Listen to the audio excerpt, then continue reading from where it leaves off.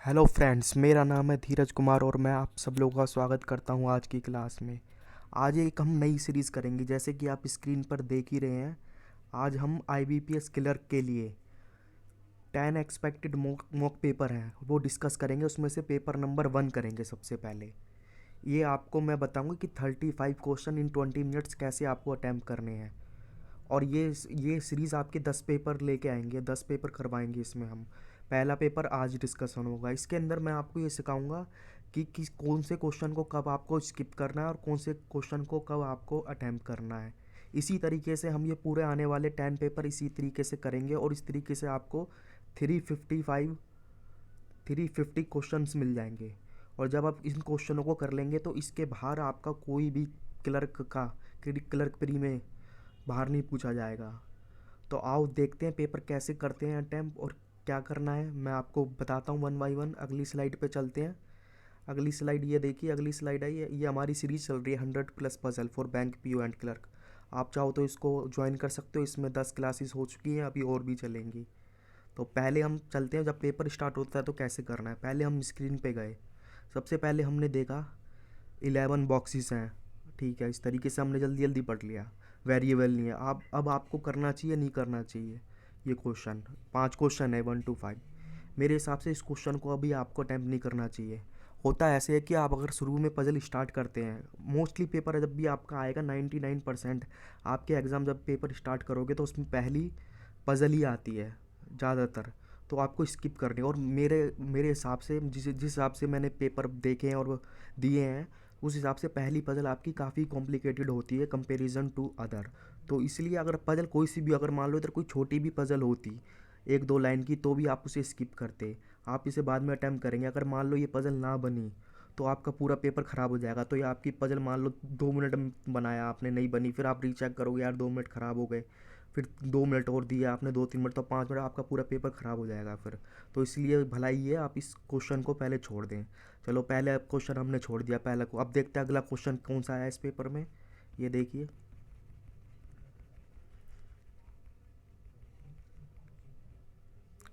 Second question है हमारा 6 से 10। ये 6 पर्सन है, ठीक है, sitting around circle table, all are facing centre, और इसमें भी वेरिएबल नहीं है। पर ये पजल देखी जाए तो उस पजल के कंपैरिजन में काफ़ी शॉर्ट है। मेरा मेरा कहना अगेन यही है, आप इस क्वेश्चन को अभी ना करें। हो सकता है ये भी गलत हो जाए, क्या पता कि अंदर क्या लिखा हो, तो इसको छोड़ें। अब हम आगे पेपर में बढ़ते हैं, देखते हैं किस तरीके से आपको अगला क्वेश्चन क्या आया आज के एग्ज़ाम में, देखते हैं। ये देखिए, अगला क्वेश्चन है आपका स्लॉक्स का।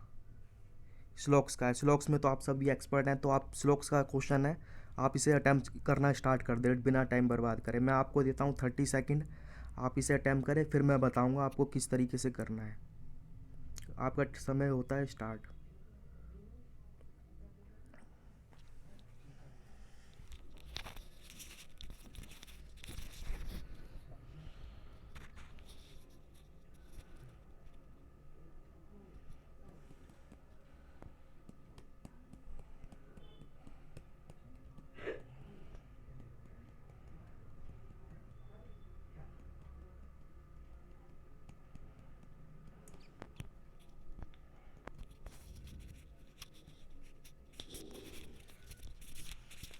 आपके 30 सेकेंड पूरे होते हैं। आई होप आपने बना लिया होगा। मैं बताता हूँ आप किस तरीके से इस क्वेश्चन को करना है।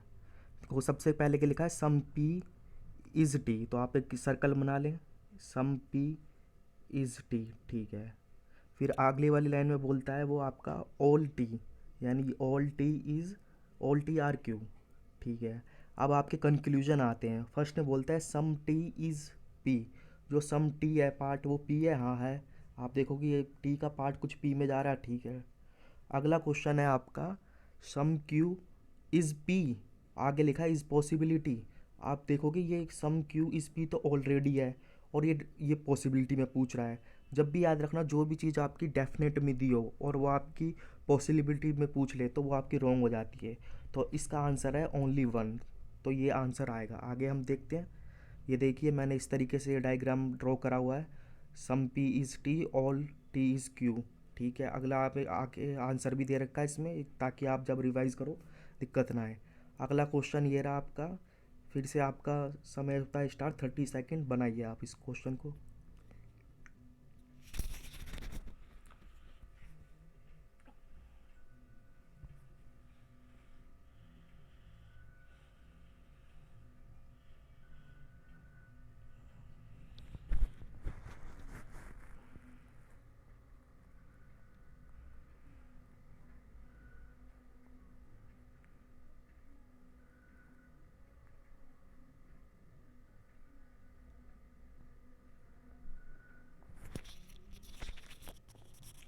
आपके 30 सेकेंड होते हैं पूरे। आई होप कि आपने बना लिया होगा। मैं बताता हूँ किस तरीके से सॉल्व करना है। ये देखिए क्या लिखा है, ऑल एम। पहले एम बनाएंगे आप, ऑल एम, जितना भी एम है सब एन है, ठीक है, इस तरीके से बन जाएगा आपका। और अगला बोलता है नो एन, मतलब ये बाहर वाला, नो एन इज़ टी, जो भी एन है वो टी नहीं है। इस तरीके से आप ड्रॉ कर सकते हैं। ये पूरा यहाँ से यहाँ तक है। कंक्लूजन में क्या बोला है, all M is, all M are T, all M T हो सकता है क्या? वो डेफिनेट में दे रखा है, आप वैसे भी देखोगे कि है, हो ही नहीं सकता, ये है ही नहीं, ऑल एम टी तो हो है ही नहीं, तो ये गलत हो गया आपका, क्योंकि जब एन से ही मना कर दिया तो एम से कैसे होगा। और अगला है सम एन आर नॉट टी, बोलता है सम एन मतलब कुछ एन का पार्ट टी नहीं है। आप यहाँ से जाओगे बाहर से अंदर की तरफ, जो सम पार्ट ऑफ एन का है वो एन के पास भी है और वो एन नहीं है। और अब बाहर से ही देखोगे, ये चेक करने की ज़रूरत नहीं है आपको, बाहर से ही देखोगे जब पूरा ही नहीं है तो ये भी नहीं होगा, जब पूरा नहीं होगा तो आपका आधा भी नहीं होगा, तो सम ये आपका ट्रू हो जाएगा। ये देखिए मैंने यहाँ पे डायग्राम ड्रॉ कर रखा है और आपका आंसर दे रखा है only two is true, second is true. अगले क्वेश्चन पे बढ़ते हैं। आपको मैं देता हूँ 30 सेकंड, आप करिए इसे अटेम्प्ट।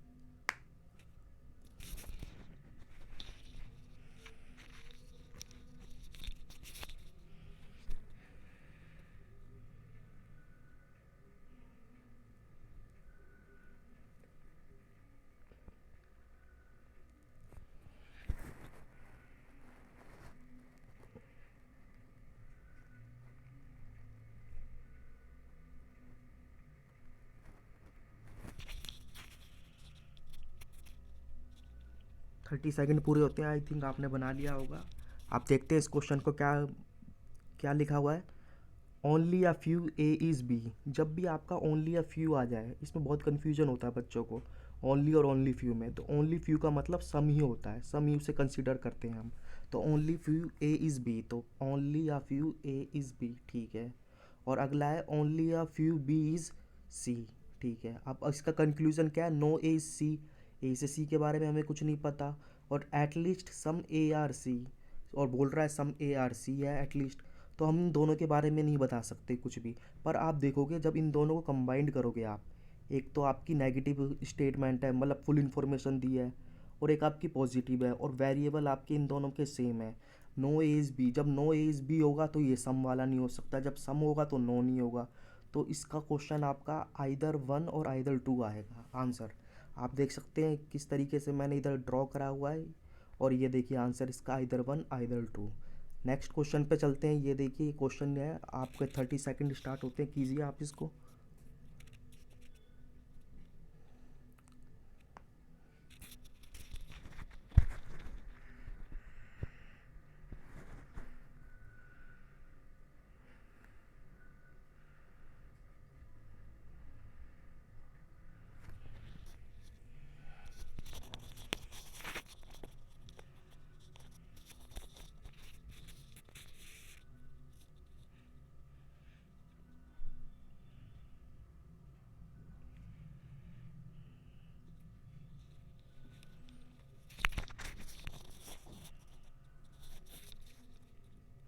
30 सेकंड पूरे होते हैं। अब मैं बताता हूँ किस तरीके से करना है। लिखा क्या, ओनली बी इज़ डी।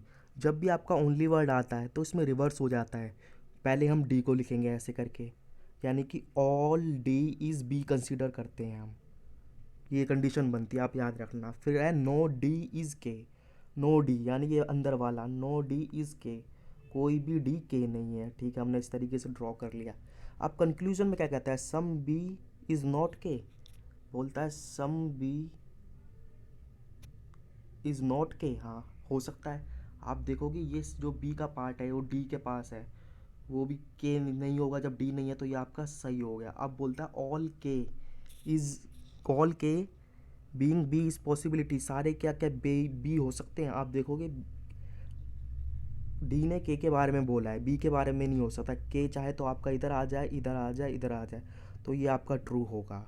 इसका क्वेश्चन आंसर आएगा बोथ 1 और 2। आप देख सकते हैं अगली स्लाइड में, ये मैंने डायग्राम ड्रॉ करा है और ये देखिए इसका आंसर है बोथ।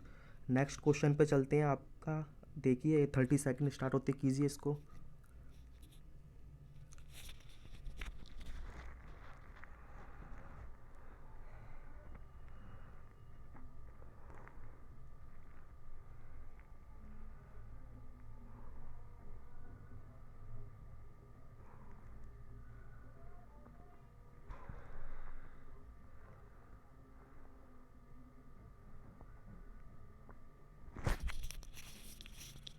30 सेकंड पूरे होते हैं, मैं बताता हूँ आपको किस तरीके से क्वेश्चन करना है। क्या लिखा है, सम आर इज टी, तो इस तरीके से बनाएंगे सम आर इज टी। ठीक है, अगला है आपका नो टी इज के, कोई भी टी की नहीं है, तो ये टी और के इस तरीके से बनेगा। आप बोलता क्या है, ऑल के बिंग आर इज पॉसिबिलिटी, सारा के क्या आर पॉसिबिलिटी है। हाँ हो सकता है, क्योंकि आर ने के बारे में कुछ नहीं बोला ना, के ने आर के, तो के चाहे तो यहाँ आके आ सकता है, तो ये पहला वाला सही हो गया। दूसरा है ऑल आर, जितने भी आर हैं बिंग के पॉसिबिलिटी, आप देखोगे जितने भी के हैं, जब टी ने मना कर दिया था और सम टी इज़ आर है, तो ये वाला पार्ट तो कभी आएगा नहीं, आप कितनी भी कोशिश कर लो। तो सम जा सकता है आपका, पूरा नहीं जा सकता, तो ये आपका हो गया रॉन्ग।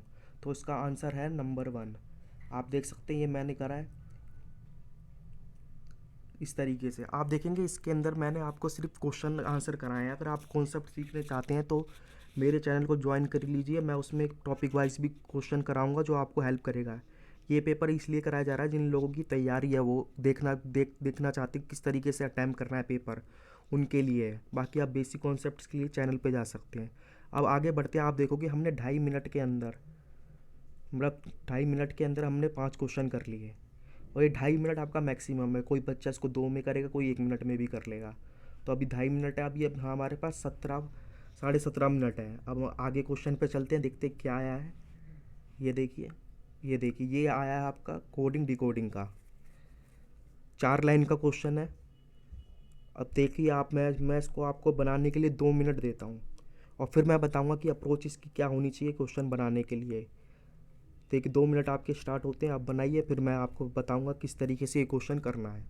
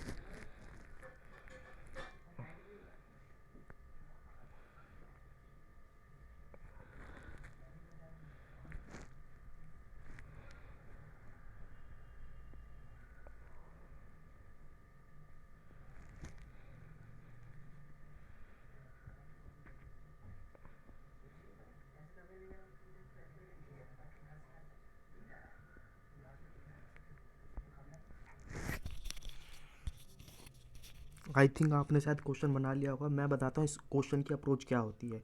ये क्वेश्चन आपका हर एग्ज़ाम में पूछा गया है। इस बार आपने अगर दिया होगा IBPS PO हो, क्लर्क हो, या RRB PO क्लर्क, हर में आपका ये आया था कोडिंग डिकोड। इसको चाइनीज़ कोडिंग भी कहते हैं। कभी भी आपको ऐसा क्वेश्चन करना हो तो आप इसके वर्ड होते हैं ना जो, वो सारे एक साथ लिख लें। मैं बताता हूँ कैसे लिखना है। फिर उसके बाद आप कोड ढूंढें, आपको बहुत आसानी होगी। एक एक कोड ना ढूंढे। जैसे कि ये देखिए, ये मैंने इस तरीके से ये टेबल बना दी है। मैंने सारे वर्ड लिख लिए, आप देख सकते हैं यहाँ पर। पहले सोशल लिख दिया, ठीक है। फिर आपका लाइफ आ गया, फिर बैटर आ गया, फिर नॉन आ गया। अगली लाइन में गए तो कीप भी लिख दिया, इट लिख दिया। फिर उसके बाद देखा हमने गुड लिख दिया।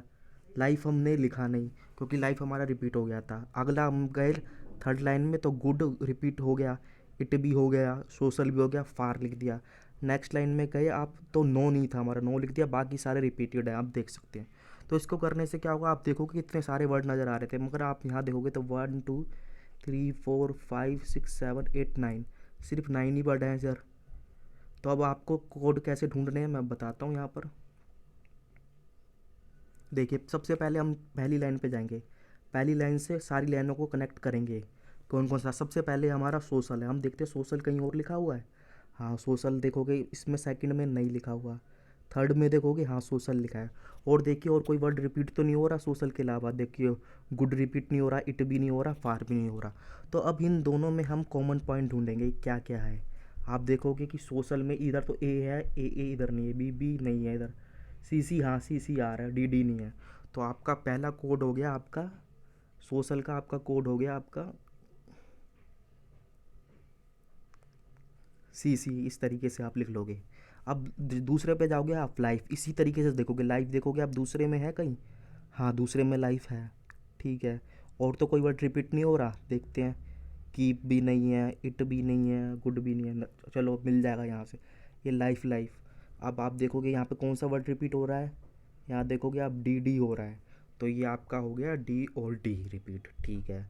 तीसरे में गए हम वर्ड में बैटर। बैटर देखो कहीं दे रखा है, सेकंड में नहीं है, थर्ड में नहीं है, फोर्थ में हाँ है, बैटर है, यहाँ बैटर है। और कोई वर्ड तो रिपीट नहीं है, देखोगे नो वाला नहीं है। लाइफ तो हमारा हो चुका है तो उसको हटा दो आप। लाइफ हो गया, लाइफ पे आपका सी था, सी नहीं डी था आपका, ये डी है, डी। तो लाइफ डी हो गया, ये वाला हटा दो आप। तो अब आप देखो कंपेयर करो कि बैटर का कोड क्या आएगा। इन दोनों फर्स्ट और फोर्थ में क्या कॉमन है। देखोगे आप ए तो कहीं नहीं आ रहा, बी आ रहा है, हाँ ठीक है। और कोई रिपीट नहीं है, तो ये आपका बैटर का हो गया आपका बी। अगले जाओगे नॉन। नॉन का आपको ढूंढने की ज़रूरत नहीं क्योंकि इसमें 4 ही कोड थे। तो नॉन जो बच गया वो नॉन का होगा। तो नॉन क्या बचा था, ए बच गया। इसी तरीके से आप सेकंड में जाओगे, कीप का ढूंढोगे। कीप है कहीं, कीप देखो फर्स्ट में, फर्स्ट सेकंड से फर्स्ट में जाने की ज़रूरत नहीं है। आप सेकंड से जाएंगे थर्ड में या फोर्थ में। तो देखिए कीप है कहीं, नहीं मिल रहा हम, तो उसको अभी छोड़ दो। इट देखो, हाँ इट है, इधर भी है, इधर भी है, तीनों में कॉमन है इट। तो तीनों में कॉमन वाला ढूंढो आप। इट देखो डी है इसमें, डी तो आएगा नहीं, डी हो चुका है। एन है, ठीक है नहीं है, एन नहीं है, एम नहीं है, पी कॉमन है, ये देखो पी और पी। तो कीप तो हमने छोड़ दिया, तो इट का आ जाएगा पी। इसी तरीके से आप आगे जाओगे। कीप के बाद क्या लिखा है, मैंने इट लिखा है। इट नहीं, गुड और लाइफ तो हमारा अभी बचा है यहाँ। तो अब गुड लाइफ ढूंढोगे आप। गुड और गुड देखोगे इन दोनों में आ रहा है, ठीक है। इन दोनों में कॉमन क्या है गुड का, आप देखोगे एन है, एन कॉमन है, तो एन गुड का आ गया। इसी तरीके से आप लाइफ का तो देखने की ज़रूरत नहीं है, लाइफ पहले हो चुका था। अब जो आपका बचा है वो कीप का है। अब देखो इसमें बचा क्या था, इसमें बचा था आपका देखो डी हो गया, एन हो गया, पी हो गया, बचा है। तो गुड का आपका है। इसी तरह तीसरे में जाओगे तो देखोगे गुड, इट, सोशल, ये पहले ही हो चुके हैं आपके। तो फार बचा, जो बचा है फार का, टी हो जाएगा।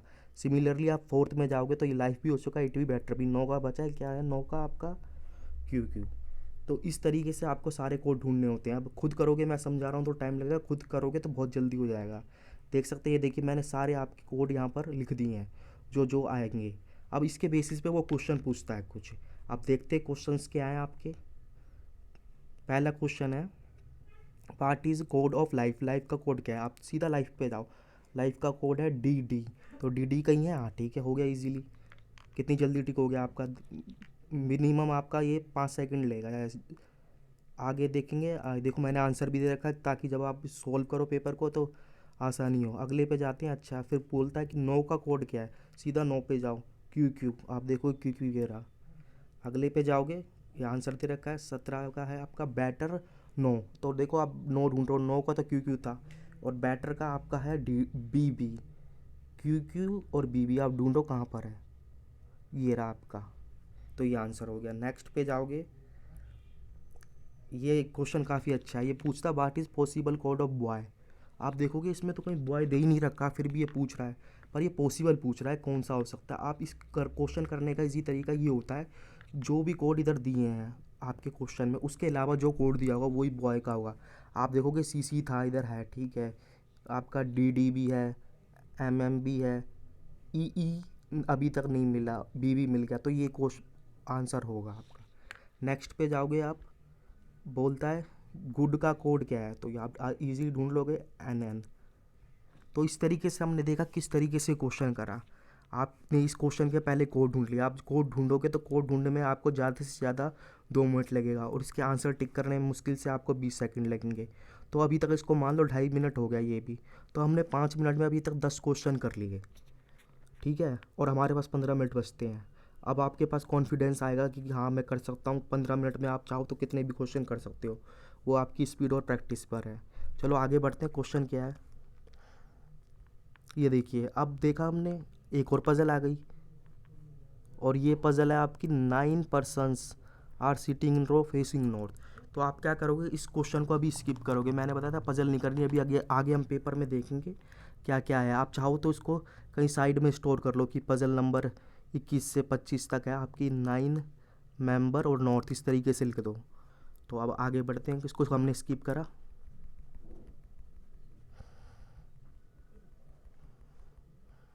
अच्छा, आगे क्वेश्चन पे आए। अब हमने देखा 26 से 30 क्वेश्चन है। क्या लिखा है, 8 पर्सन्स हैं, बॉर्न है, अच्छा मंथ बेस है और 2 डेज है। आप अभी इसको स्किप करेंगे, इसको लिख लिख लेना साइड में। 26 से 30 तक आपको पेपर मिलता है, उस पर कितने मंथ है आपके, 4 मंथ हैं और 2 डेज है, 8 मेंबर है, इस तरीके से लिख लेना। आगे हम क्वेश्चन पे बढ़ते हैं।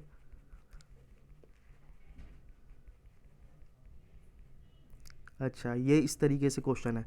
अब हमारे पास आता है, देखिए ये क्वेश्चन है 31 से 33, ये है ब्लड रिलेशन का।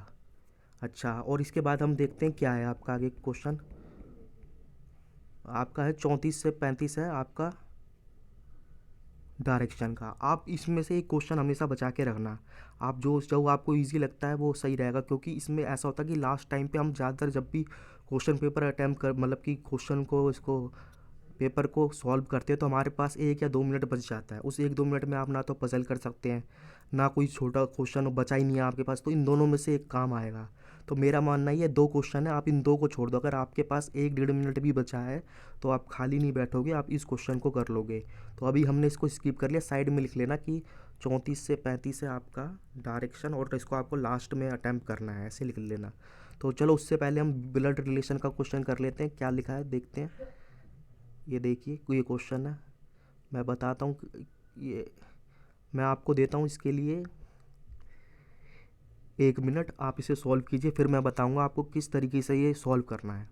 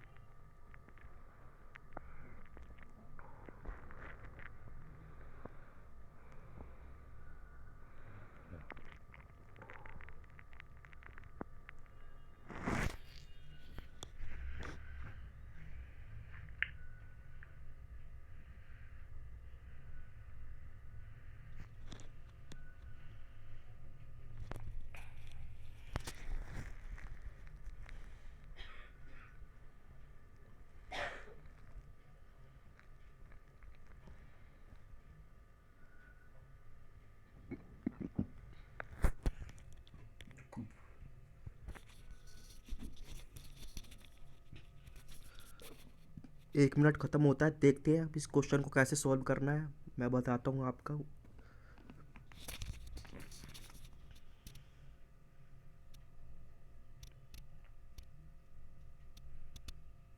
ये देखिए क्या लिखा है आप इस क्वेश्चन में। इन अ फैमिली 7 पर्सन्स हैं, ठीक है, 3 जनरेशन है। आप बनाना से स्टार्ट करते क्या लिखा है, A is father of H, ठीक है, तो ए फादर है तो ऊपर ऊपर वाली जनरेशन में होगा। जब आप ऐसे लिखोगे तो मैं जो मेल होते हैं उनके लिए मैं इस तरीके से स्क्वायर बॉक्स बना लेता हूँ। A is father of H, इसके नीचे वाली जनरेशन होगा मतलब सेकंड, ठीक है। और who is not son of A, who represent करता है सेकंड को, तो मतलब एच के बारे में बोल रहा है। ए तो फादर है एच का, पर एच सन नहीं है ए का, तो एच सन नहीं है तो क्या होगी, डॉटर होगी, ठीक है। आगे बढ़ते हैं, एच इज़ मैरिड टू के, ठीक है, एच इज़ मैरिड टू के। ये मैरिड के लिए मैं इज इक्वल टू का साइन लगाता हूँ ताकि मुझे याद रहे, बाकी आप कुछ भी लगा सकते हैं जो आप जैसे करते हो। तो जब ये इसके साथ मैरिड है, जब ये फीमेल है तो ये ऑटोमेटिकली मेल होगा, ये हमें पता चल गया, ठीक है। अब लिखा है K has 2 son P and Q, K 2 सन है पी एंड क्यू के, देखिए इसके नीचे वाली जनरेशन में होगा तो पी क्यू आपका 2 इस तरीके से आ गया, ठीक है। Q is grand son of T, Q है वो ग्रांड सन है टी का। सो सीधी सी बात है, अब क्यू अगर ग्रांड सन है आपके टी का, तो यहाँ पर ये टी है ना, ये टी ये आपका इधर आ जाएगा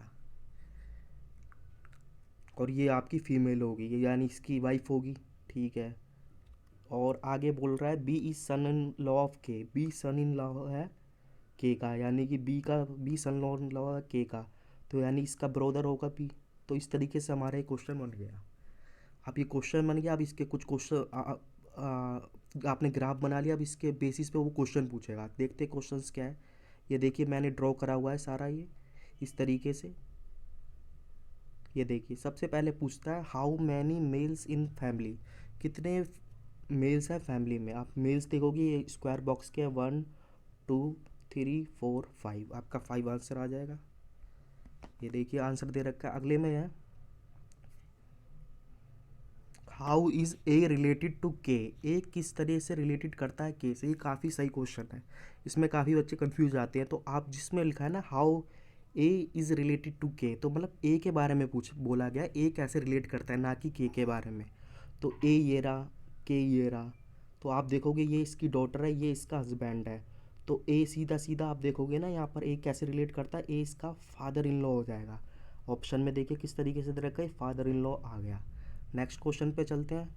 अगला है आपका हाउ के रिलेटेड टू ए, के कैसे रिलेट करता है ए से, तो के इसका सन इन लॉ हो जाएगा, इस तरीके से हो गया।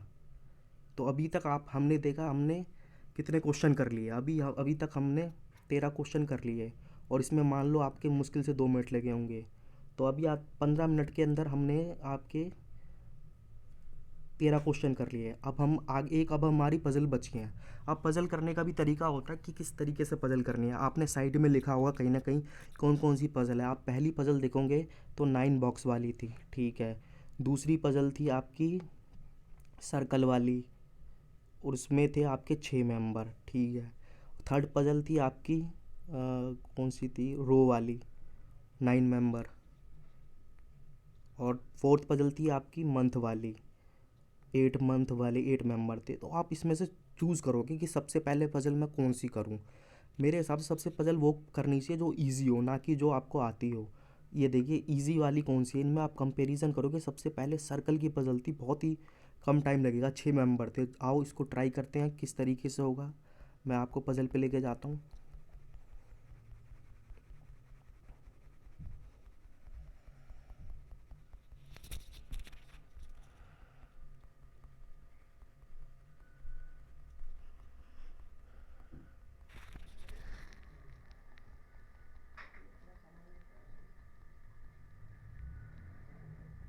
ये देखिए ये पज़ल थी, क्लीन कर लेते हैं इसको, 1 मिनट।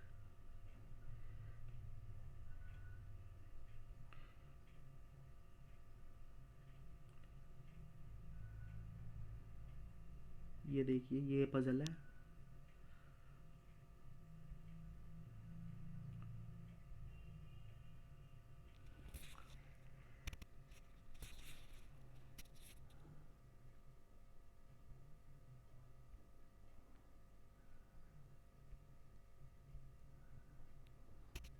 आप देखिए क्या लिखा था, 6% थे इसके अंदर, ये नाम दे रखे हैं और सारे आपके अंदर देख रहे हैं। मैं आपको देता हूँ ये, यहाँ से क्वेश्चन आप कीजिए, ये दे रखा है और आप इसे सॉल्व कीजिए। मैं आपको देता हूँ इसके लिए 1 मिनट, 1.5 मिनट देता हूँ आपको, 1.5 मिनट में कीजिए आप इसको।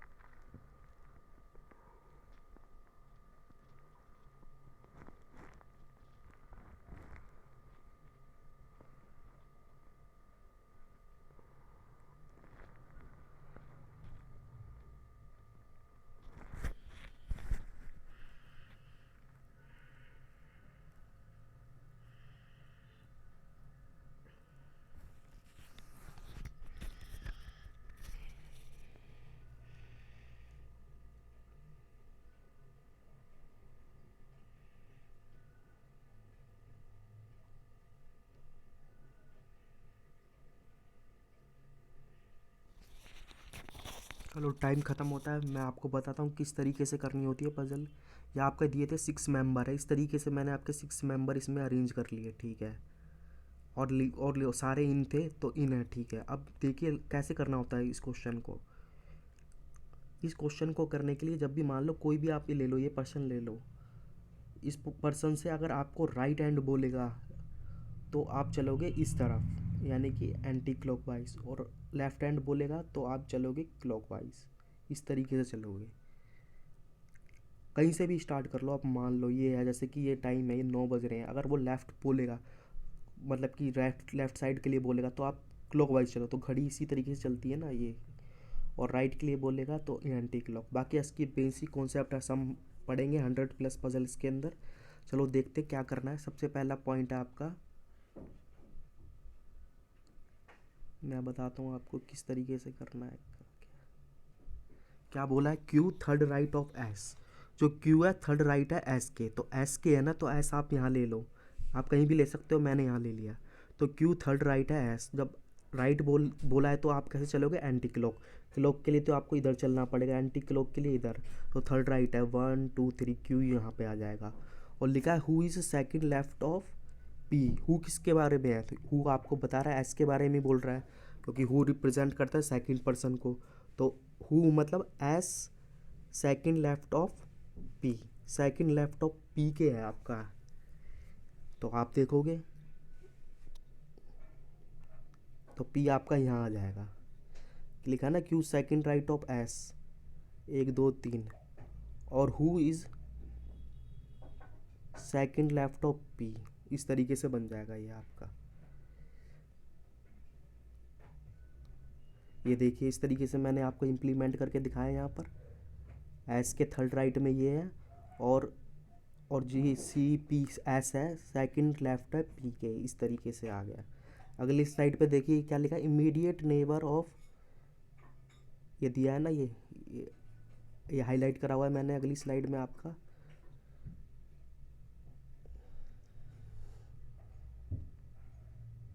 Immediate neighbour of P faces T. इसका मतलब क्या है, जो इमीडिएट नेबर है पी का वो टी को फेस कर रहा है। इमीडिएट नेबर पी कौन से, एक तो ये है एक ये है, मगर इसके सामने टी आएगा नहीं क्योंकि एस ऑलरेडी बैठा है। इसके सामने पी का इमीडिएट आ जाएगा यहाँ पर टी, ये क्योंकि ये खाली है यहाँ पर एस आ जाएगा, मतलब टी आ जाएगा।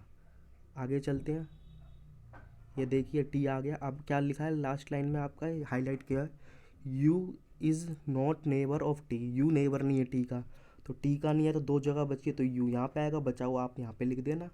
तो इस तरीके से हमारी पज़ल बन जाएगी। ये देखिए कितना इजीली पज़ल बन गई। और अब हम इसके क्वेश्चन करते हैं, देखते क्वेश्चन में क्या लिखा है आपका। पहला क्वेश्चन है हु फेसिस क्यू, मतलब क्यू को कौन फेस कर रहा है। देखिए क्यू ये इसको कौन फेस कर रहा है, एस कर रहा है, तो आंसर आ गया एस, ये ऑप्शन नंबर सी। नेक्स्ट पे चलते हैं, क्या लिखा है,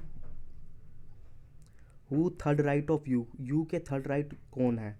तो यू आपका ये है, इसका थर्ड राइट जब काउंट करोगे आप तो आपको एंटी क्लॉकवाइज करना पड़ेगा, मतलब घड़ी के विपरीत। तो इस घड़ी के विपरीत, ये तो घड़ी के ऐसे, घड़ी ऐसे चलती विपरीत ही हो जाएगा। तो 1 2 टी, तो ये आंसर आ गया आपका टी। नेक्स्ट क्वेश्चन पे चलते हैं, क्या लिखा है, who is second left of T. Second left है टी के, मतलब घड़ी की दिशा में चलना है आपको, जैसे घड़ी चलती है तो ये टी है, यहीं से आप घड़ी चला दो, आसानी हो जाएगी। तो 1 और ये पी आपका आंसर आ जाएगा। नेक्स्ट पे चलेंगे तो क्या लिखा है, how many person sit between R and U. R and U में कितने पर्सन है, when counting right of U, जब यू के राइट से काउंट होता है। ये अच्छा, काफ़ी अच्छा क्वेश्चन है। मतलब आर और यू के बीच में कितने पर्सन है जब काउंट करेंगे राइट के यू से, यू के राइट से। तो यू है ये रहा, इसका राइट कैसे होगा, इधर की तरफ होगा एंटी क्लॉक, इधर करोगे तो आपका लेफ्ट आ जाएगा। तो 1 2 3, तो आपके कितने मेंबर पे थे, तीन, तीन आंसर होगा। नेक्स्ट चलते हैं, क्या लिखा है, who sits immediate left of R. R के इमीडिएट लेफ्ट कौन है, इमीडिएट मैंने आपको बताया था, ये इस तरीके से चलते हैं घड़ी की दिशा में, तो इमीडिएट टी आएगा ना कि एस। बहुत बच्चे गलती करते हैं जल्दीबाजी में, एस भी देखो ऑप्शन में, तो इसका आंसर होगा टी।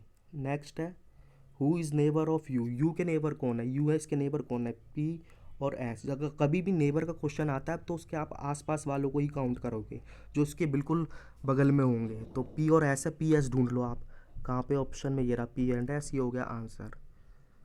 तो इस तरीके से हमने देखा, अभी तक हमने कितने क्वेश्चंस कर लिए। अभी तक आप देखोगे हमने 5 तो आपके स्लॉक्स कर लिए, 5 आपके वो हो गए चाइनीज़ कोडिंग, 3 आपका बी आर हो गया ब्लड रिलेशन, और 5 इसके हो गए। तो 5 10 15, हमने 18 क्वेश्चन कर लिए। आप देखोगे 18 क्वेश्चन, इस क्वेश्चन में मान लो 15 मिनट पहले हो चुके थे, मान लो इसमें अगर आप 3 मिनट भी दे दोगे, वैसे 3 मिनट का है नहीं, मान लो चलो 3 दे दिया, अब भी 12 मिनट बचे हैं, अभी भी 12 मिनट बचे और आपके 18 क्वेश्चन हो चुके हैं। अब कौन सा क्वेश्चन करना चाहिए हमें, अब देखते हैं हम अभी हमारे पास कौन कौन से क्वेश्चन बचे हैं।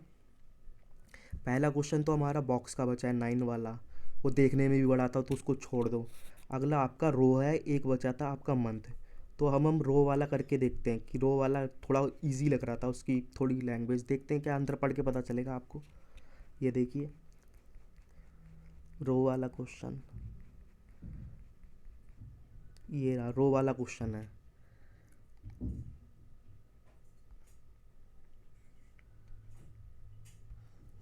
ये क्वेश्चन है, मैं इसको बनाने के लिए आपको देता हूँ 3 मिनट, आप इसे बनाइए, फिर मैं बताता हूँ किस तरीके से ये क्वेश्चन सॉल्व होगा।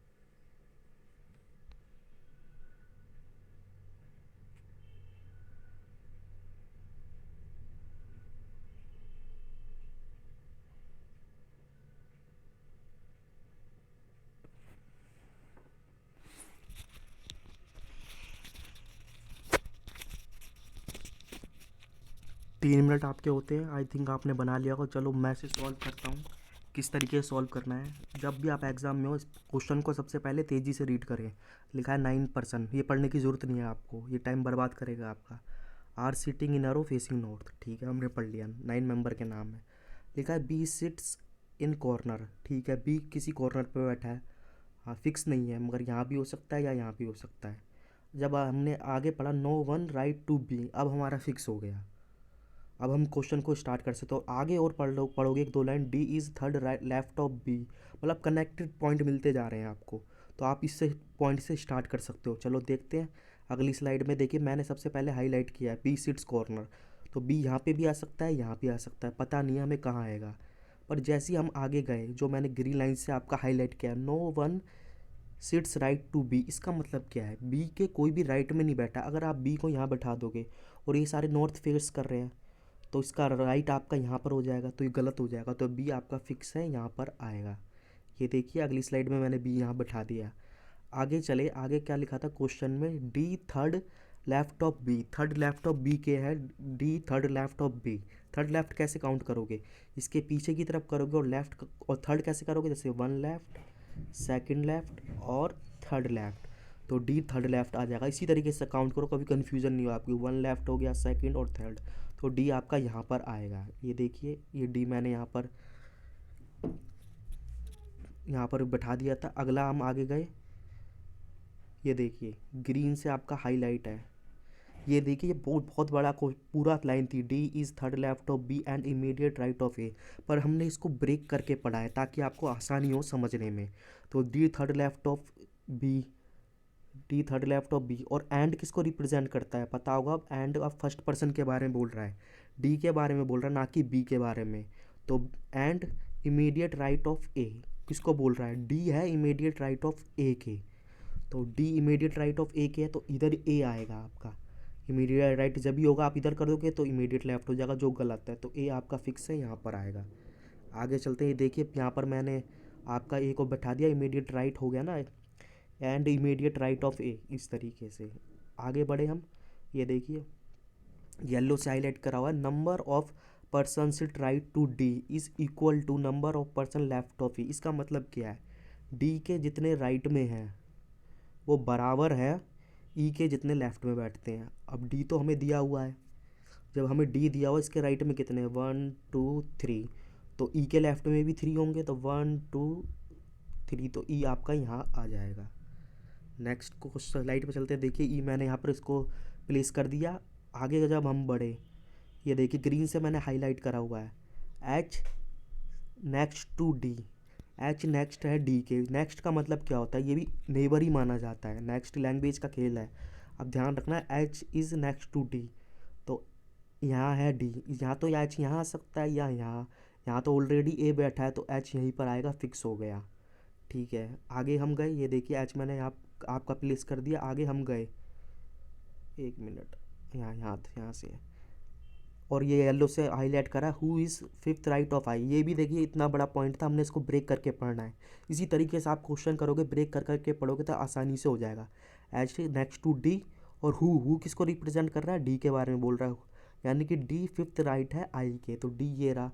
राइट काउंट तो इधर की तरफ ही होता है, तो 1 2 3 4 5, तो आई इधर आ जाएगा। देखोगे ना, फिफ्थ राइट ऑफ आई, 1 2 3 4 5, ये देखिए आई आपका यहाँ पर आ गया, 1 2 3 4, यहाँ पे फोर्थ आएगा, ये गलत हो गया, आप इसका ध्यान रखना है, फोर्थ राइट है ये प्रिंटिंग मिस्टेक हो गई है, आप टाइपिंग मिस्टेक हो गई है। अब अगले अगले स्लाइड पे चलेंगे, आप यही मानो, यहाँ पे ये आपका करेक्शन है, यहाँ पर फोर्थ राइट आएगा, नहीं तो हो नहीं पाएगा। 1 2 3 4, फोर्थ राइट है ना, गलती से हो गया। आगे चलेंगे तो देखोगे C second left of F, C second left है एफ के, यानी कि सी इधर की साइड होगा इस तरीके से, तो आप देखोगे एक ही जगह बची, इधर तो आ नहीं पाएगा, तो सी सेकंड लेफ्ट ऑफ एफ। तो देखो इस तरीके से हमारी ये पजल बन गई, और यहाँ पर ये आपका एक मेंबर बचा, वो यहाँ पर प्लेस कर देना आप। ठीक है, अब ये था मेंबर जो बचा हुआ हमने कर दिया। अब इसके कुछ क्वेश्चंस देख लेते हैं, क्या बोलता है, who sits immediate right of A, A के इमीडिएट राइट कौन है, आपको पता है राइट के लिए हम इधर की तरफ जाते हैं, और लेफ़्ट के लिए इधर, तो इमीडिएट राइट कौन है, डी होगा, तो ये आंसर डी हो गया। नेक्स्ट पे चलते हैं, क्या लिखा है, who sit third right of E, third right of E कौन है, ई ये रहा, इसका थर्ड राइट कौन है, इधर ही की तरफ चलेंगे तो 1 2 3, तो एच आंसर आ जाएगा आपका, ये एच, ये देखो एच दे रखा है।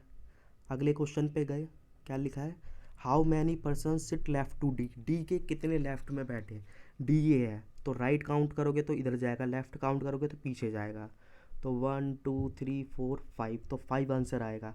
आप देखोगे इसमें 1 2 3 भी दे रखा है, कई बार बच्चे जल्दी जल्दी में 3 कर देंगे, इसके लेफ्ट पूछा था ना, डी के लेफ्ट में, तो 1 2 3 4 5, तो ये 5 आंसर हो गया हमारा। नेक्स्ट पे चलते हैं, लिखा है हु सिट्स मिड ऑफ रो, आप देखोगे कितने मेंबर थे, ये 1 2 3 4 5 6 7 8 9, 9 मेंबर हैं। जब 9 मेंबर है तो मिड वाला आपका मिड में होगा, और इसका एक शॉर्ट ट्रिक होता है निकालने का, जैसे 9 मेंबर है तो 9 लिखा, हमने एक ऐड करा, डिवाइड बाई 2, तो 5वां मेंबर होगा, चाहे आप राइट से काउंट कर लो या लेफ्ट से, तो 1 2 3 4 5, ए आंसर होगा इसका। नेक्स्ट पे चलते हैं, क्या लिखा है, which of the following true is about B, B के बारे में क्या क्या ट्रू है, ये लिखा है third, third of H, H से थर्ड है, एक, इसको इस ऑप्शन को एलिमिनेट कर दो, ये गलत लिखा हुआ है। वह sits on left corner, left corner पे बैठा है, गलत है, लेफ्ट कॉर्नर पे तो सी है। सिट्स ऑन राइट कॉर्नर, हाँ राइट कॉर्नर पे है। नेक्स्ट टू सी, सी के भी नेक्स्ट नहीं है, तो आपका ऑप्शन नंबर सी आएगा, राइट कॉर्नर पे बैठा है। अभी तक हमने देखा किस तरीके से हमने करा, अभी हमने आपका क्या क्या कर लिया, 5 तो हमने स्लॉक्स कर लिए, 5 हमने चाइनीज़ कोडिंग कर ली, 3 हमने ब्लड रिलेशन कर लिए, और क्या करा 5 हमने वो कर लिया, क्या कहते हैं सर्कल वाला, और 5 हमने वो कर लिया, ये वाला क्वेश्चन क्या था इसका नाम, रो वाला। तो कितने क्वेश्चन हो गए, 5 10 15 20 23 क्वेश्चन हो गए आपके, और 12 मिनट बचे थे। इस पजल में आप ज़्यादा से ज़्यादा 3 मिनट ले लो, तो 9 मिनट अब भी हमारे पास बचे हैं, मतलब 9 मिनट बचे, यानी कि हमें पजल अभी अटैम्प्ट करनी चाहिए। 9 मिनट में आप चाहो तो 1 या 2 पजल बना सकते हो। चलो देखते हैं अब कौन सी पजल बनानी चाहिए। अब हमारी थी एक बॉक्स वाली, एक ये वाली मंथ वाली, तो अब हम मंथ वाली पजल को सॉल्व करते हैं। ये देखिए मंथ वाली पजल का इन्फॉर्मेशन दिया हुआ है आपको, ये है,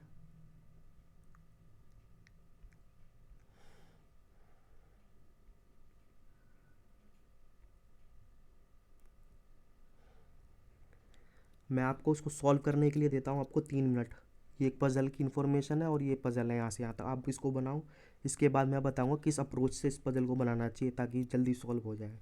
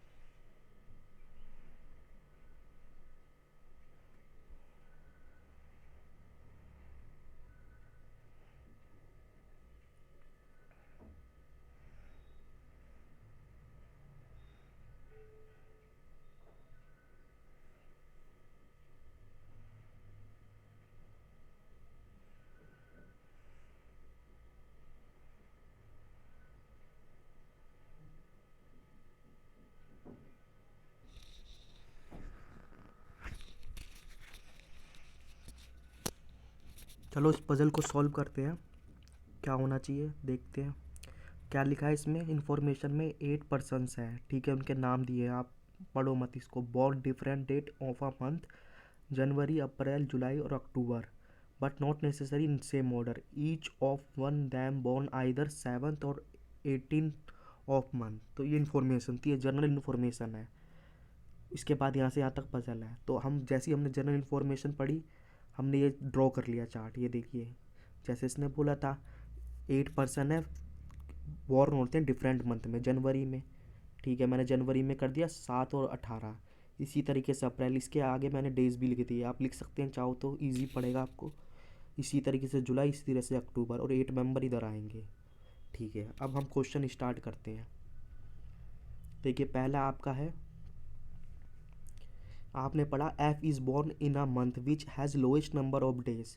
इतना पढ़ने के बाद हम आगे थोड़ा और पढ़ेंगे। लिखा है 1 person born between D and F, ठीक है, एफ में बर्न होते हैं, तो आपको कनेक्ट मिल रहा है ना, तो आप यहीं से स्टार्ट कर दो। F born in a month, पहला हमारा ग्रीन हाईलाइटेड है, F is born in a month which has lowest number of days. Lowest number of days का मतलब होता है जिस महीने में सबसे कम डेज़ हैं, और इन्हीं में से काउंट करोगे आप, कोई और नहीं लोगे जो आपको मंथ दिए हैं। तो आप इनमें देखोगे बाकी में तो 31 अप्रैल में ही है जो सबसे कम डेज है। तो एफ या तो आपका यहाँ 7th पे आएगा या आपका 18 में आएगा, तो दो पॉसिबिलिटी आएंगी, आप स्टार्ट कर दो यहीं से, ठीक है। हमने दो स्टार्ट करा, मैंने देखिए अगली स्लाइड में इम्प्लीमेंट करा, एफ या तो 7 को आएगा या 18 को आएगा। आगे बढ़े हम, ये देखो येलो से हाईलाइटेड है, 1 person born between D and F. D and F के बीच में एक व्यक्ति बॉर्न होता है। तो देखिए एफ डी, आप एफ आपका ये है, तो इसके ऊपर जाओगे डी आ जाएगा, ठीक है। इसके नीचे जाओगे डी आ जाएगा, ठीक है। ऐसे इधर जाओगे, यहाँ पर डी आ जाएगा, एक यहाँ जाओगे, एक यहाँ डी आ जाएगा। तो इस तरीके से आपका ये 4 पॉसिबिलिटी लेके बनेगा। लिखा है ना 1 पर्सन डी एंड एफ, तो आप गए इस तरीके से, मैंने पॉसिबिलिटी ले लिया है। एक पॉसिबिलिटी लेनी है, आप उसको काउंट कर लेना। बाकी लिखा है नंबर ऑफ पर्सन, आगे हम गए, क्या लिखा है, number of person born before D, जितने डी से पहले हैं, is equal to number of born after C. इसका मतलब डी से जितने पहले हुए हैं उतने ही सी के बाद में है। तो डी से पहले कितने इधर 0 है, तो सी यहाँ आएगा। डी से पहले कितने, 1 2 3 4 5, तो इससे पहले भी बाद में 5 होने चाहिए, यानी कि 1 2 3 4 5, तो सी यहाँ आ गया। इससे पहले डी से पहले कितने, 1 है, तो सी के बाद भी 1 होगा। तो इस तरीके से हमारा हुआ। आगे हमारा लिखा है, क्या लिखा है, तो ग्रीन से हाईलाइटेड है, अभी ये रहा, इम्प्लीमेंट करने के बाद ये येलो से है। C is born even date, C born करता है इवन डेट पर। तो आप देखोगे ये सी इवन पे है, आपने पहले में हमने एक पॉसिबिलिटी नहीं ली थी, अगर आप उसे भी काउंट करते, एफ़ के ऊपर डी है, एफ़ के ऊपर डी है, ठीक है, यहाँ डी,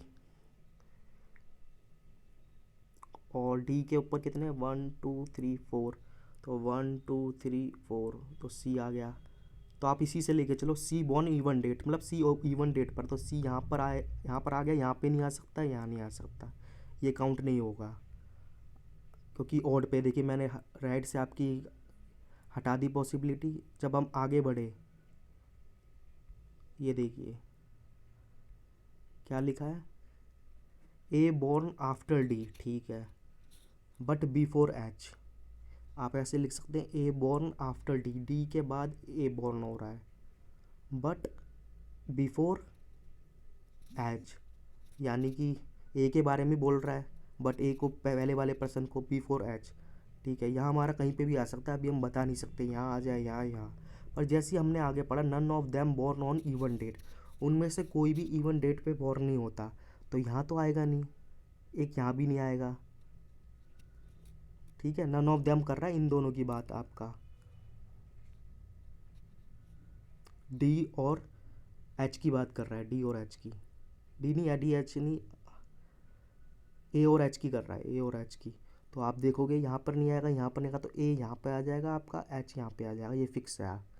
आगे चलते ये देखिए मैंने इम्प्लीमेंट करा, आगे लिखा है आपका येलो से highlighted, B born after E but before G.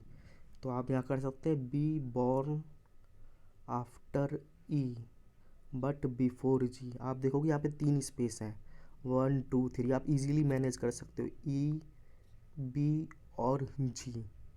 तो आप देखोगे इस तरीके से हमारी पजल बन गई। आओ अब इसके कुछ क्वेश्चंस करेंगे। पहला क्वेश्चन है आपका, who is youngest name among. ये काफ़ी अच्छा क्वेश्चन है, काफ़ी बच्चे गलत कर देते हैं। ये पूछ रहा है इनमें से यंग कौन है। यंग का मतलब होता है जो सबसे बाद में पैदा होगा वही यंग हुआ होगा। तो बहुत बच्चे इसको कर देते हैं जल्दीबाजी में, गलत है। यंगर आपका लास्ट वाला होगा, क्योंकि सबसे पहले ये पैदा हुआ है, फिर ये, तो यंगर आपका सी होगा। ये आंसर सी हो जाएगा। सिमिलरली आप यहाँ पे जाओगे, who is oldest then among, जैसे यंगर होता है वैसे ही ओल्डर होता है। यंगर को आप सबसे नीचे वाला, तो ओल्डर जो सबसे वाले पहले पैदा हुआ होगा, तो आपका डी आ जाएगा, आंसर नंबर डी। अगला देखते हैं क्या लिखा है, how many person born before B. B से पहले कितने पैदा हुए, बी ये रहे, तो 1 2 3, आंसर 3 हो जाएगा इसका। अगले चलते हैं, क्या लिखा है, find out one, out odd one find करें। तो डी दे रखा है, ठीक है, एफ दे रखा है, ए दे रखा है, एच दे रखा है, और एक दे रखा है बी। आप देखोगे ये सारे ओड डेट पे आ रहे हैं, एच सिर्फ बी को छोड़ के। तो बी आपका इवन डेट पे, तो इधर ये आंसर आ जाएगा।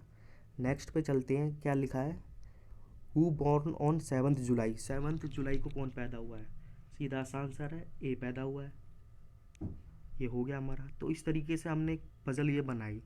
अभी तक हमने देखा किस तरीके से हमने कर रहा है। हमारे पास 9 मिनट बचे थे, आप इसमें 5 मिनट भी दे दोगे तो आपके पास 4 मिनट बचेंगे। तो अभी तक हमने कितने क्वेश्चन कर लिए, 5 तो स्लॉक्स कर लिए, 5 वो कर लिए, क्या कहते हैं, कोडिंग डिकोडिंग, 3 बी आर कर लिया, ब्लड रिलेशन, 5 आपकी वो वाली पजल कर ली रो वाली, और 5 आपकी ये कर ली मंथ बेस। तो 5 10 15 20 23, और कुछ भी करा था क्या हमने, हाँ 5 सर्कल भी कर लिया। 28 क्वेश्चन हो गए और अब भी आपके पास 4 मिनट बचे हैं। मेरे हिसाब से अब देखो, अब सबसे बढ़िया क्या आता है इस पेपर को सॉल्व करने में, 4 मिनट बचे हुए हैं और आपके पास दो हैं, एक तो पजल है आपकी, ठीक है, और एक आपका है वो डायरेक्शन। डायरेक्शन 2 नंबर का है और पजल है आपकी 5 नंबर की। आपके पास 4 मिनट बचे हैं। मेरे हिसाब से आपको पजल अटैम्प्ट करनी चाहिए, क्योंकि अगर पजल बन गई तो पूरे 4 नंबर देगी। अगर आपके पास मान लो इस टाइम 1 मिनट बचा होता या 2 मिनट, तो फिर आप पजल पे नहीं जाके आप इस दो क्वेश्चन को सॉल्व करते। तो आओ हम सबसे पहले उसके पजल पे जाते हैं। कौन सी थी, बॉक्स वाली। देखते हैं क्या है, आप उसे सॉल्व करना, फिर मैं करवाऊँगा उससे सॉल्व।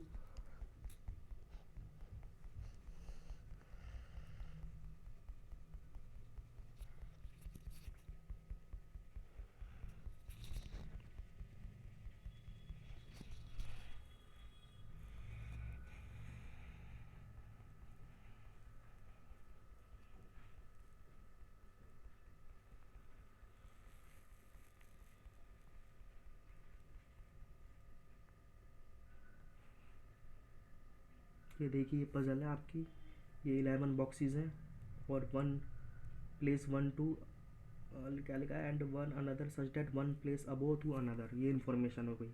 यहाँ से पजल आप यहाँ से स्टार्ट करो, फिर मैं बताता हूँ आपको किस तरीके से स्टार्ट करनी है पजल। इसके लिए मैं आपको देता हूँ 2 मिनट, आप 2.5 मिनट ले लो, उसको करो सॉल्व।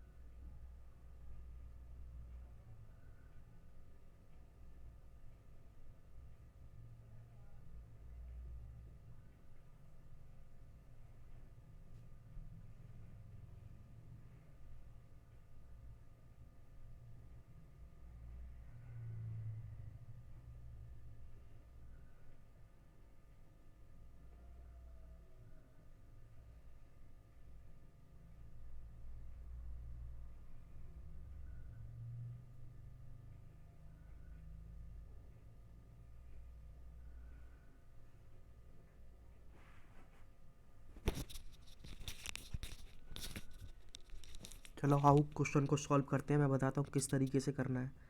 सबसे पहले आपने रीड करा होगा क्वेश्चन क्या लिखा है, सी थर्ड अब बी, ठीक है।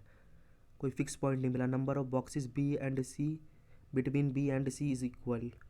थर्ड अबो ऐसे लिखा हमने बी और सी के बीच में जितने बॉक्स हैं वो इक्वल हैं। तो बी और सी, बी और ई, तो इस तरीके से आ जाएगा आपका, ठीक है। फिर G is immediate above B, G is immediate above E, इस तरीके से आ गया आपका। More than 5 box E and F, अभी कुछ समझ नहीं आ रहा, कोई फिक्स पॉइंट नहीं मिला। आगे पढ़ा F is not top most, A and K are immediate neighbour of each other, more than 3 box below A, I above B, J is not near to E, D is third above H, number of boxes above B is equal to number of boxes below B. जब हमने question पढ़ा तो हमें ये point मिला एक, और इससे ये ऊपर वाले पॉइंट सारे कनेक्ट होते जाएंगे आपके जब आप बनाओगे। तो फिक्स पॉइंट मिल गया। तो आओ इसी से स्टार्ट करते हैं किस तरीके से। ये देखिए क्या बोल रहा है, नंबर ऑफ बॉक्स, ये येलो से मैंने हाईलाइट करा, number of boxes above B is equal to number of boxes below B. ये देखिए 11 है, 11 इसमें वो हैं बॉक्सेस हैं, और बोल रहा है जितने बी के ऊपर हैं उतने ही बी के नीचे हैं बॉक्सेस। तो मैंने अभी आपको ट्रिक बता दी, जब भी ऑड होगा, आप जो ऑड है ना, तो 11 + 1 डिवाइड बाई 2, तो ये आपका आ गया 12 इंटू 2 6 आ गया। तो फिक्स है आपका बी, आपका 6 नंबर पर आएगा। ये देखिए ये इम्प्लीमेंट करा है। अगले लाइन पर चलते हैं। देखिए अब ग्रीन से हाईलाइट किया है पहली लाइन पर, ए थर्ड अबो ऑफ बी। अब हम आसानी से कर सकते हैं, ए थर्ड अबो है बी, नहीं ए सी थर्ड अबो है बी के, तो इसके अबो तो ऊपर ही जाएंगे। तो 1 अबो, सेकंड अबो और थर्ड अबो, ये बी आपका यहाँ पर आ जाएगा। बी नहीं सी है, सी आ जाएगा यहाँ पर। तो ये फिक्स हो गया। ये देखिए अगली लाइन, अगली स्लाइड में मैंने इसको इम्प्लीमेंट करा है। नेक्स्ट पे चलते हैं। ये देखिए येलो से हाईलाइट करा हुआ है, number of boxes between B and C, जितने बॉक्स हैं बी और सी में, is equal to number of boxes B and E. जिस तरीके का पॉइंट आए कभी भी, जितने बॉक्सेस बी सी में है बी ई में, सबसे पहले आप कॉमन ढूंढो। कॉमन क्या है इसमें, बी है ना, तो बी हमेशा आपका मिड में ही आएगा। तो जब ये मिड में आएगा आपका, देखिए 1 2 और 1 2, तो ई आपका यहाँ पर आ जाएगा। और कैसे भी बनाओगे नहीं बनेगा, हमेशा बी आपका मिड में ही आएगा, ये याद रखना है। ये देखिए ई यहाँ पर आ गया। आगे हम गए, देखो ग्रीन से हाईलाइट किया मैंने, जी इमीडिएट अबो ई। इमीडिएट अबो क्या होता है, मतलब अबो तो आपको पता है ऊपर वाला, इमीडिएट जैसी वर्ड जुड़ जाता है तो उसका मतलब होता है ठीक ऊपर वाला। तो जी इमीडिएट अबो ई, तो जी यहाँ आ जाएगा। नेक्स्ट पे चलते हैं। ये देखिए जी आ गया। ये देखिए येलो से मैंने हाईलाइट किया, मोर than 5 box between E and F. More than है 5 बॉक्स ई एंड एफ में, ई ये रहा। तो मोर देन 5 का मतलब क्या होता है, मोर देन 5 का मतलब है 5 से ज़्यादा। 5 से ज़्यादा कितने हो सकते हैं, 6 या उससे ज़्यादा, ठीक है। मोर देन 5 है ना, तो 6 या 6 होंगे बॉक्स इनके बीच में, 6 से ज़्यादा। तो ई ये रहा, तो 1 2 3 4 5 6, 6 हो गए ना यहाँ तक। अब यहाँ पर देखिए एफ या तो आपका इन दोनों में से कहीं पर भी आ सकता है, पर जैसे हमने आगे पढ़ा लिखा F is not top most, F top most नहीं है, तो एफ आपका 10th पे आ गया। ये देखिए अगली स्लाइड पे इम्प्लीमेंट किया गया है। आगे हम गए, ये देखिए क्या लिखा है, A and K are immediate neighbour of each other. इसका मतलब ए और के इमीडिएट नेबर हैं, पर बताया नहीं कौन ऊपर है कौन नीचे है। तो कहीं पे भी आएगा, दो जगह पे आएगा। आप दो स्पेस देखो, दो स्पेस तो यहाँ पर भी हैं, इधर तो नहीं है और इधर भी नहीं है, तो इन दोनों जगह पर ए और के आ सकता है। पर जैसे ही मैंने आगे पॉइंट पढ़ा लिखा है, मोर देन 3 बॉक्सेस बिलो ए, मोर देन 3 बॉक्सेस होने चाहिए बिलो ए के। तो आप इधर करके देखिए इसको, तो यहाँ पे मैंने ए लिखा, यहाँ के लिखा, ए लिखा, के लिखा, तो आप देखोगे इसके नीचे कभी किसी भी कंडीशन में मोर देन 3 बॉक्स आएंगे नहीं। तो फिक्स है आपका 7th और 8th फ्लोर पर ए के आएगा, मगर ए के बारे में दिया नहीं है फिक्स, कौन अबू है कौन बिलो है। तो पॉसिबिलिटी है ए या के, ए या के। ये देखिए नेक्स्ट स्लाइड में इस तरीके से इम्प्लीमेंट कर दिया मैंने यहाँ पे 7th 8th फ्लोर पर ए और के, ए और के। आगे चले हम देखते हैं क्या है आगे। ये देखिए ये वाला पॉइंट है, आई अबो बी, ये जो येलो से करा, ए आई अबो है बी के। आप देखोगे बी ये रहा, इसके अबो आई है, तो ए की जगह बची है, तो आई आपका यहीं आएगा। बाकी तो सारे फ्लोर आपके फिल हो गए, यही बची है। नेक्स्ट पे गए हम। ये देखिए आई यहाँ पे लिख दिया, नेक्स्ट पे गए, ये देखिए क्या लिखा है ग्रीन से, J is not near to A, J near नहीं है ई के।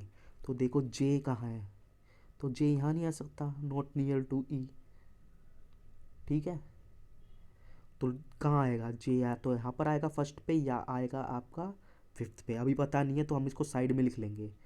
पर जैसे हम आगे पढ़ेंगे थोड़ा और, ये पर्पल कलर से लिखा हुआ है D is third above H, D third above है एच के। तो देखो इस तरीके से होता है D one above, third two above और एच। तो मतलब कि इनके बीच में हमें इस तरीके से चाहिए दो बॉक्स। तो आप यहाँ पर एच करोगे तो वन टू, यहाँ डी नहीं आ पाएगा। पर यहाँ पर आप करोगे, देखोगे यहाँ पर एच यहाँ करा, वन टू डी यहाँ आ गया। तो इस तरीके से ही हमारा पॉइंट बन जाएगा और कहीं फिट नहीं होगा। एक हमारा बचा था लास्ट पॉइंट जो हमने छोड़ दिया था, जे इज़ नॉट नियर टू ई, और तो ऑटोमेटिक ही आ गया जे नियर नहीं है ई के। तो इस तरीके से ही हमारी पजल बन गई। तो आओ इसके देखते हैं क्वेश्चन किस तरीके से हैं, सॉल्व करते हैं। फाइंड ऑड वन फाइंड करो। तो पहले दे रखा है ई, ठीक है, फिर दे रखा है डी, ठीक है, जे दे रखा है, एच दे रखा है, एच कहाँ पर है, ये रहा सेकंड पर, आई दे रखा है 11 पे। आप देखोगे सारे ही फ्लोर आपके एच को छोड़ के ओड पर है, तो ई1 पे सिर्फ एक ही है एच, तो आंसर होगा आपका एच। नेक्स्ट पॉइंट पे बढ़े, ये देखिए which of the following is true about B, B के बारे में क्या है, B on fifth position, B fifth position पर है, तो 1 2 3 4 5 गलत है, बी तो सिक्स्थ पर है। बी सेवन्थ फ्रॉम टॉप, 1 2 3 4 5 6, ये भी गलत है, 1 2 3 4 5 6 पर है ऊपर से भी। B is immediate neighbour of G, B G का नेबर है, नहीं है, गलत बात है। बी सिक्स्थ फ्रॉम बॉटम, हाँ ये फिक्स है, पी है सिक्स्थ फ्रॉम बॉटम। तो आंसर हमारा ऑप्शन नंबर डी आएगा। देखिए आगे चलते हैं क्या लिखा है, how many boxes between J and C, J and C के बीच में कितने बॉक्सेस है। जे आपका ये रहा, सी आपका ये रहा, तो काउंट करो इनके बीच में कितने, 1 2 3 4 6 7, तो 7 आंसर आ गया हमारा। नेक्स्ट पे चलते हैं, ये देखिए क्या लिखा है, इफ़ के on seventh position from bottom से सेवन्थ पोजीशन पर के है, तो हु इज़ इमीडिएट अबो ए, ये जो कंडीशन दिया है इसका मतलब है अगर आप के को सेवन्थ पे रख दोगे तो ए 8 पे तो ए आ जाएगा। और फिर बोलता है who is immediate above A, immediate above A कौन कौन है, इमीडिएट अबो ए आप देखोगे सी आएगा, तो ये हमारा आंसर सी इसमें आ जाएगा। अगला आप देखोगे क्या लिखा है, number of boxes below C equal to number of boxes above C, जितने अबो के सी के अबो हैं उतने ही बिलो होंगे आपके किस बॉक्स के। देखो अबो सी कितने हैं, एक और दो, तो इनके नीचे भी दो होना चाहिए, तो आंसर आपका ई आएगा इस तरीके से। तो इस तरीके से देखा, अभी तक हमने पूरा पेपर सॉल्व कर लिया। आपके पास 5 मिनट थे, चलो मान लो आपने इस पजल को 4 मिनट बनाने में दे दिया, 1 मिनट में आपके क्वेश्चन सॉल्व हो जाएंगे। तो इस तरीके से अभी आपने 33 क्वेश्चन कर लिए। आप 33 काफ़ी गुड अटैम्प्ट होता है। अगर वो 2 क्वेश्चन हो भी नहीं पाए तो कोई बात नहीं, उसको छोड़ देना, अगर टाइम बच जाए तो कर लेना। मैं आपको वो 2 क्वेश्चन करके दिखाता हूँ किस तरीके से है, देखिए। पढ़ते आगे स्लाइड में, कहाँ पर है क्वेश्चन, लास्ट थे ना वो 34 35, उसको मैं करके दिखाता हूँ।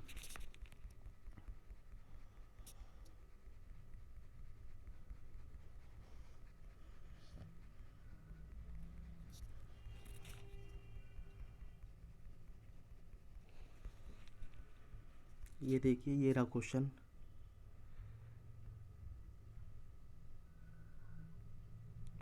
ये देखिए ये क्वेश्चन है। यहाँ पे ये देख क्या लिखा है, A is 6 metre north of B. मैं आपको डायग्राम से ही समझा देता हूँ किस तरीके से बनाया है, वहाँ स्पेस नहीं है। देखो लिखा है A is 6 metre north of B, A ये रहा, बी ये रहा, ठीक है ना। A is north of B, इसमें आपको डायरेक्शन पता होने चाहिए इस तरीके से, ईस्ट वेस्ट नॉर्थ और साउथ। तो ए इज़ नॉर्थ है 6 मीटर बी के, तो बी नीचे आएगा ए ऊपर आएगा, ठीक है। हु रिप्रेजेंट करता है आपको सेकंड वाले को, बी के बारे में बात कर, हु इज़ 8 मीटर वेस्ट, तो वेस्ट तो ये होता है, तो 8 मीटर वेस्ट हो गया आपके किसके, डी से, ठीक है। सी इज़ मिड, ये जब आपका 8 था तो सी मिड में है, सी मिड ऑफ बी और डी, तो ये सी मिड में आ गया, तो ये 4 4 डायरेक्शन हो गई, टोटल मिला के आपकी 8 हो गई। अगला है E is 5 metre south of सी, सी ये रहा, ई इसके 5 मीटर साउथ में है, कौन है, सी है, ई है, तो ई है तो नीचे आएगा। और आगे बोल रहा है F is 12 metre east, east आपका ये होता है, तो ईस्ट आपका इस तरीके से हो गया। तो आप देखोगे इस तरीके से ही हमने पूरा अरेंज कर लिया। काफ़ी इजी क्वेश्चन था, 2 ही क्वेश्चन पूछे गए हैं इसके, देखते हैं पहला कौन सा है।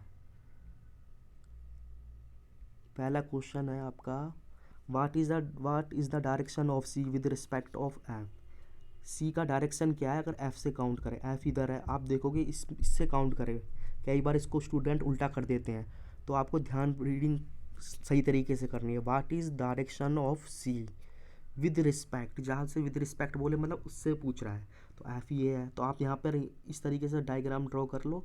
अगर आपको दिक्कत होती है तो आप देखोगे ईस्ट वेस्ट नॉर्थ और साउथ, तो नॉर्थ हो गया और वेस्ट हो गया, तो नॉर्थ वेस्ट आपका आंसर आएगा।